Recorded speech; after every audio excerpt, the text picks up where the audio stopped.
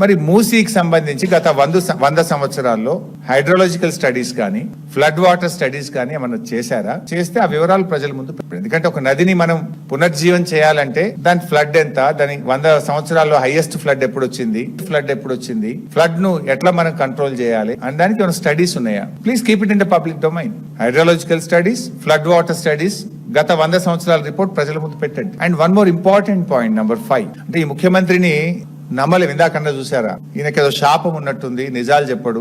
పూర్వజన్మలో ఏదో శాపం ఉన్నట్టుంది రేవంత్ రెడ్డికి. అబద్ధాలు తప్ప ఆయనకు నిజాలు చెప్పడం రాదు అని నేను ఉత్తగా అనట్లేదు. I will show another 2 documents now. Number 5, శాసనసభలో ముఖ్యమంత్రి గారు ఏడీబీ లోను మూసీ ప్రాజెక్ట్ కు శాంక్షన్ అయింది అని చెప్పిండ్రు. అది చదివి వినిపిస్తా. ఫస్ట్ ఆఫ్ ఆల్ పారాగ్రాఫ్ 3లో ఇది జనవరిలో 1363 క్వశ్చన్ నంబరు, ముఖ్యమంత్రి రేవంత్ రెడ్డి ఇచ్చిన సమాధానం. The project divided into 5 zones. Zone 1, 2, 3, 4, 5. Musi River Development Corporation Limited is taking up Zone 1 reach for 21 kilometers, Usman Sagar and Himayat Sagar to Bapu Ghat. Out of 55 kilometers under Phase 1, the Asian Development Bank has agreed for funding rupees 4,100 crores. Asian development bank 4,100 కోట్ల రూపాయలు ఇవ్వడానికి ఒప్పుకున్నది అని స్వయంగా ముఖ్యమంత్రి గారు ఇది శాసనసభలో చెప్పినటువంటి సమాధానం.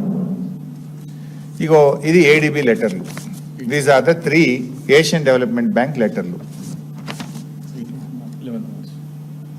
ఇందులో 3 లెటర్లు ఉన్నాయి. ఇది 15th December 2023.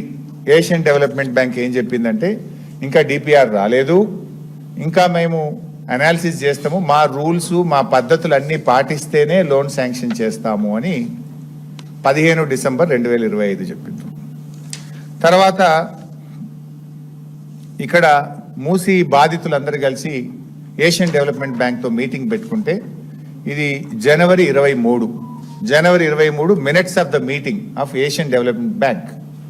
ఇందులో no ADB financing approved and no DPR submitted by Musi River Development Corporation Limited. మాకు డిపిఆర్ రాలేదు, మేము లోన్ శాంక్షన్ చేయలేదు అని ఇది జనవరి 23, 2026 నాడు ఇది ఏడీబీ మినిట్స్. దెన్ లేటెస్ట్ నిన్నగాక మొన్న ఇది 11th March 2026, ఇవాళ 13 కదా, 11th March నిన్నగాక మొన్న ఏషియన్ డెవలప్మెంట్ బ్యాంక్ ఇచ్చినటువంటి లెటర్, మేము ఇంకా లోన్ శాంక్షన్ చేయలేదు, ఆ రోజు ఏదైతే ఉందో ఈ రోజు కూడా అదే స్టేటస్లో ఉంది, మాకు డిపిఆర్ రాలేదు, మేము లోన్ శాంక్షన్ చేయలేదు అని నిన్నగాక మొన్న ఏషియన్ డెవలప్మెంట్ బ్యాంక్ ఇచ్చినటువంటి లెటర్. అసెంబ్లీలో ఏం చెప్పిండు, జనవరిలో లోన్ శాంక్షన్ అయిపోయింది, 4,100 కోట్ల రూపాయలు ఏషియన్ డెవలప్మెంట్ బ్యాంక్ లోన్ మంజూరు అయిపోయిందని చెప్పి శాసనసభలో చెప్పిండు. ఇంత పచ్చి అబద్ధాలు మాట్లాడే ముఖ్యమంత్రి మాటలు ప్రజలు ఎట్లా నమ్మాలి? దేవుని మీద ఒట్టు పెట్టి రుణమాఫీ ఎగ్గొడుతీవి. మున్సిపల్ ఎన్నికలలో మిర్యాలగూడ సభలో ఎన్నికలైన తెల్లారి రైతు బంధు వేస్తా అని ఎగ్గొడుతీవి. నిండు శాసనసభలో, పవిత్రమైనటువంటి శాసనసభలోనే లోను మంజూరు కాకపోయినా లోను మంజూరు అయిందని శాసనసభనే తప్పుదో పట్టించిన ఈ రేవంత్ రెడ్డిని ఎవరు నమ్ముతాడా? ఎట్లా నమ్మాలి? అందుకే అన్న, ఈయన శాపగ్రస్తుడు, అబద్ధాలు మాత్రమే మాట్లాడతాడు. ఇది ఐ డిమాండ్ రేవంత్ రెడ్డి, ఇవాళ నువ్వేదో ప్రజెంటేషన్ పెట్టినావు కదా, మరి లోను మంజూరు అయిందని అసెంబ్లీలో చెప్పినావు, మంజూరు అయిందా కాలేదా? అసెంబ్లీని తప్పుదో పట్టించినవా, అబద్ధం చెప్పినవా? ఇవాళ ప్రజలకు క్లారిఫై చెయ్యి. This is number 5.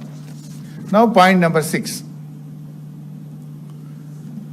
ఇప్పటికే చాదర్ఘాట్లో 300 ఇండ్లు కూల్చినావు మూసీ పేరు మీద. 1 సంవత్సరం క్రితం, ఏడాది క్రితం ఆగం చేసి డిపిఆర్ లేదు, తల లేదు, తోక లేదు, బడ్జెట్ లేదు, ప్రాజెక్ట్ లేదు, అనాలిసిస్ లేదు, ఏమీ లేదు. చాదర్ఘాట్లో మూసీలో 300 ఇండ్లు కూల్చినాం. మీరేం చెప్తారు?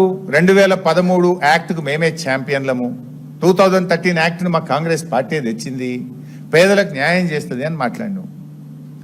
ఇప్పుడు మొన్న మహిళా దినోత్సవం రోజు రేవంత్ రెడ్డి మళ్ళీ ఒక మాట